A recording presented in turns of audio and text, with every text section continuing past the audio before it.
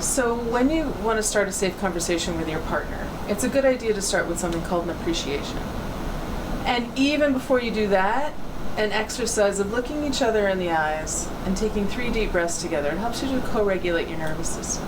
So we're going to start with that, and then we're going to move into a more challenging dialogue around, some fears and anxieties that people might be having. Okay. 3 deep breaths.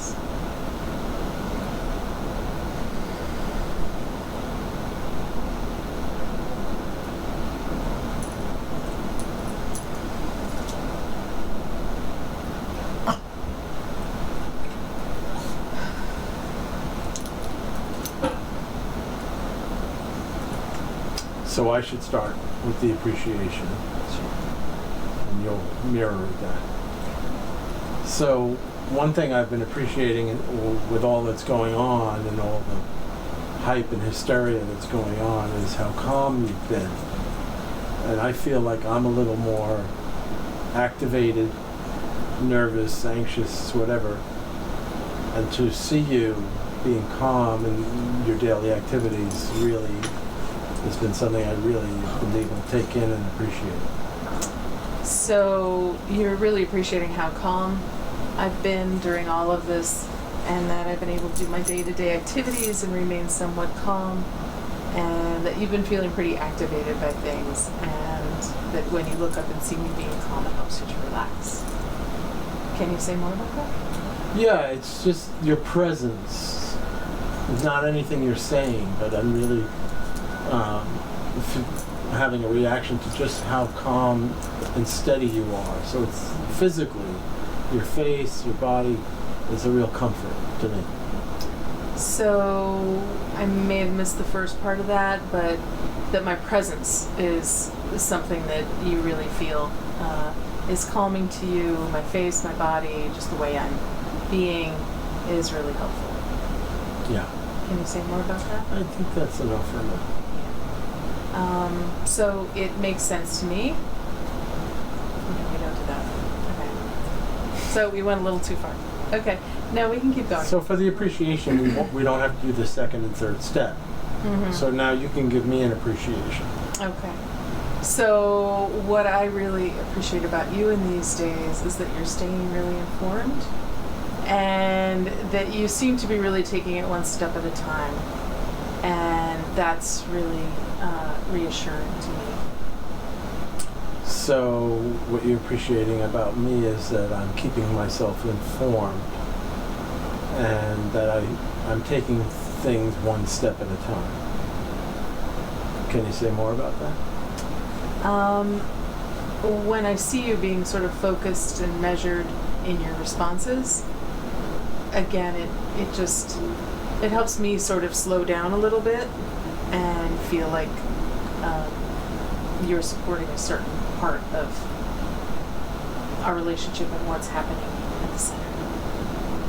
So when you're seeing me focused and measured, it helps you to be calm. Mm-hmm.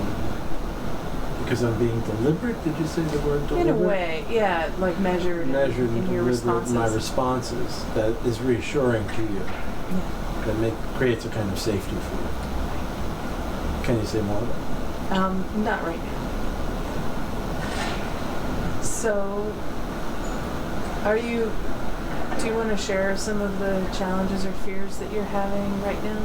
Did you want to talk about that? Yeah, I mean, I was driving to work the other day and listening to the radio and all of the predictions. And it occurred to me my company could go out of business. And I realized I might not be having an income in 2 weeks or 6 weeks, I think. And I'm really frustrated about that. So you were listening while you were driving in the car to the radio and the predictions about 2 weeks, 6 weeks going out, and the thought occurred to you that your company may dissolve within 2 to 6 weeks, and that's a very frustrating thought for you. Can you say more about that? Well, I think it's a scary thought. I mean, I actually felt a fear in my stomach that I haven't felt in a while. Yeah. So it's a very scary thought for you, and you're feeling a fear in your stomach that you haven't felt in a while. Can you say more? And then I was just watching the fear, and I realized how embarrassed I would feel without an income. So you were watching the fear in your belly, and you realized how embarrassed you might be if you don't have an income. Can you say more? Yeah, and I think I feel guilty or ashamed that I haven't prepared financially well enough for this problem. Yeah. So you're feeling guilty as well that you haven't prepared financially for this kind of thing, this kind of problem to happen. Can you say more? And that just spiraled into so many different things. It really made me feel like I was 10 years old. I mean, I really spiraled into something that I'm really frightened of. So those thoughts really spiraled into something that made you feel like you were 10 years old, and it was a very frightening thought pattern. You felt really scared by it, something that you haven't dipped into that's very old. Mm. Did I get that? Yeah. Can you say more? Well, I mean, I seem to be bouncing back and forth between being 10 years old and being my current responsible adult age. And it's almost like they're mixing together so that I'm feeling like a 10-year-old in an adult body. So you've been witnessing or feeling how you're bouncing back and forth between the 10-year-old and the adult, and right now it seems like they're really mixing in a way that makes you feel like a 10-year-old in an adult body. Can you say more about that? Yeah, I mean, I'm not sure how to manage this. I mean, it threatens to get out of control in moments, which could be really shaming and embarrassing. And I'm noticing that I'm trying to hide it from you. So in this, it's really, the potential here for you is that it could take you out of control in some way, and if it did, that you would feel embarrassed and shamed, especially, and because of that, you've been hiding a lot of that from me. Yeah. Can you say more about that? Yeah, I mean, I could continue, but I think that's enough for now. I just wanted to get that out today. Yeah. Yeah. So, in summary, here, when you were driving in, you really got a sense of the potential, length of what we're under right now could go on for 2 weeks, 4 weeks, 6 weeks. It's a frustrating and scary thought that potentially your business, your company could dissolve or just be, in really dire straits. And that when you start thinking thoughts like this, it takes you into a spiral of fear and some embarrassment around not saving enough money for times like this. And that as you sort of enter that spiral, the potential, is that you start feeling like a 10-year-old in an adult body, and that you could lose control or shame or embarrass yourself in some way. So all of these thoughts and feelings you've been kind of hiding from me in order to, I don't know, if feel okay, or I don't know if I got that, but Well, to seem like an adult to you. To seem like an adult to me. So, and it makes sense to me that you would be having. Well, first you would ask, is that a good summary? Oh, is that a good summary? And yes, that's a good summary. Did I get it all? Yeah, did I get it all? I think so, yeah. Okay. So now you can instruct about validation. So validation's a really important part. It doesn't necessarily mean that I have to agree with what he says, but that I understand what's happening in him for his in his world. So it makes sense to me that you would feel the need to maybe hide some of what you're feeling, and because the fear is so big and the potential for a real change of world, and your work could be gone, and then what? And also that the money is not there, and you're not quite sure how it's going to be there in the future. And it makes sense to me that you would feel like a mix of shame and guilt and fear of being embarrassed in front of the people you love, who you want to support and feel like a support for others. Is that Do you feel good? like I'm understanding? Do you feel like I'm understanding you? Yes. Did I leave anything out? Did I leave anything out? Yeah, I think the shame part, I want you to really get. It's quite surprising that it's happening, and the shame of not saving enough is really embarrassing, and just it's crushing. It's like I'm doubting what I've been doing with myself as an adult. So the part around shame is something you really want me to get, that you feel really like a crushing shame around not saving enough money for hard times, and that this is something that's kind of really shocking you right now on some level. Yeah. Did I get everything? Yeah. And do you feel like I'm understanding you? And I can imagine, apart from, now I'm going to move into the empathy part, and this is when I can sort of start to feel him a little bit deeper, and Feel his feelings. and so there were a lot of feelings that you shared as you were talking about it, especially feelings of shame and guilt and fear and anxiety. I can imagine you might be feeling hopeless on some level, and that, and really like doubting. You mentioned this about doubting, like, what have I been doing all this time if I haven't been saving for a future, or for calamity as this is. Are those the feelings? Yes, I would add almost to the point of panic inside. I'm not showing that, but when I think about these things, it's, for me, so you get a full understanding, it's almost to the point of a panic inside. Okay. So it's almost to the point of a panic. Like you're right on the edge of a full-blown panic. Is that, yeah. At times. At times. Yeah. At times it gets. Are there any more feelings? No, that's it. So, I think we were sum it up. Okay. So,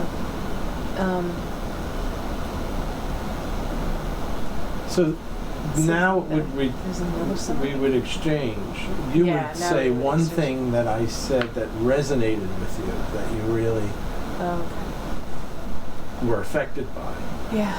and then I would mirror that back to you. So can you think of something that I said? Well, I also share in that feeling of like, that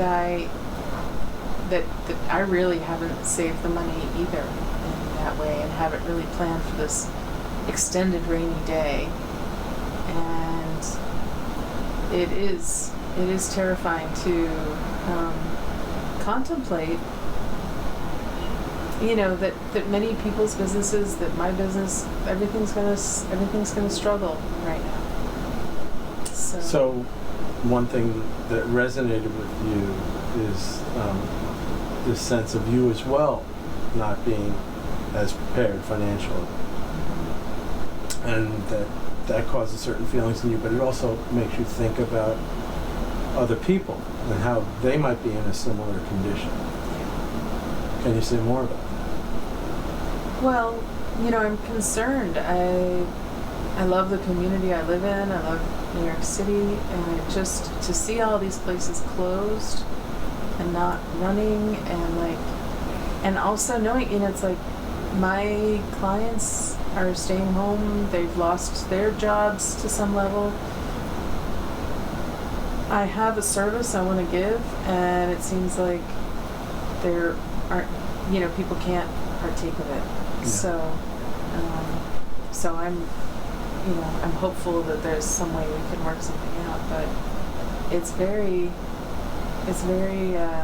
unsettling and unnerving to see everything shut down the way it has. Mm. So you're very concerned about the city that you love, where you're seeing many businesses shut down, and even clients that come to you have lost jobs, and you have this service that you want to give, but they're not able to come. So you're feeling kind of, I don't know if you said, I don't want to put words in your mouth, but Hearing you sort of say it back, the word that's coming up is kind of like grief. There's a level of grief that's under there. Like, I feel like I want to be doing my job. I want to be doing my work and being able to give, and there's no one to give to. And and you can put your hand up for a pause button when the person is sharing too much. So I want to make sure that I got this idea of grief, that it really feels like a grief to you that you have this that you want to give to people, and they're not able to come. They're not able to respond to something that you want to give to them. And that leaves you feeling a certain grief. And there's, a certain level of participation in this city, which is something I enjoy, and I feel it's like hard to sort of pull that all back and not participate in. And so you're feeling that there's a certain level of participation in New York City being part of this, and that actually that's not happening now. There's a pullback from that. And you didn't say a feeling about that. Is there a feeling about that? Well, that's related to the grief. Okay. That's related to the grief. Like, I can't do what I normally do. I can't be the way that I normally am in the city. I see. So it's related to the grief, and you can't be the way that you normally are here in New York. You can't do what you normally do here in New York City.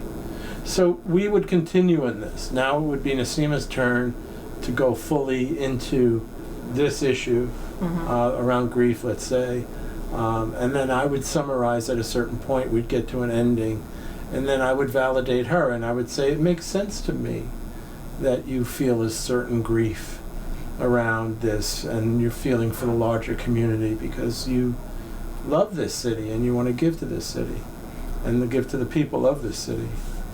So that would be a validation part. And then finally there would be my sensing of what she's feeling as she's talking about this. And so right now I could say, I really feel your sadness about this. There might be other feelings as well. So I would go into that, and we'd talk about that, and we would come to the end just as you saw me come to an end.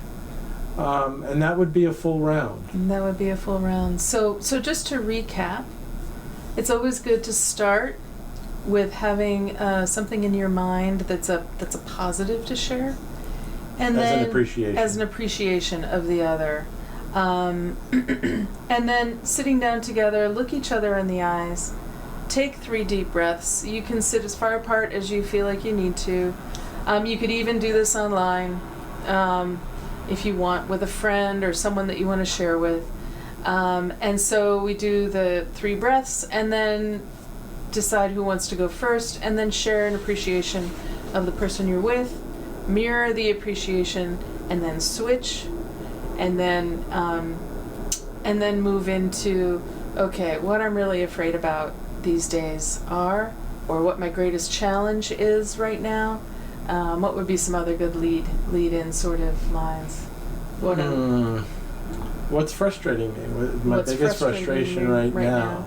Okay. What my strongest feeling that I've been having lately is. Yeah, the strongest feeling I've been having. What I'm worried about. My anxieties. So sentences that start around these ideas.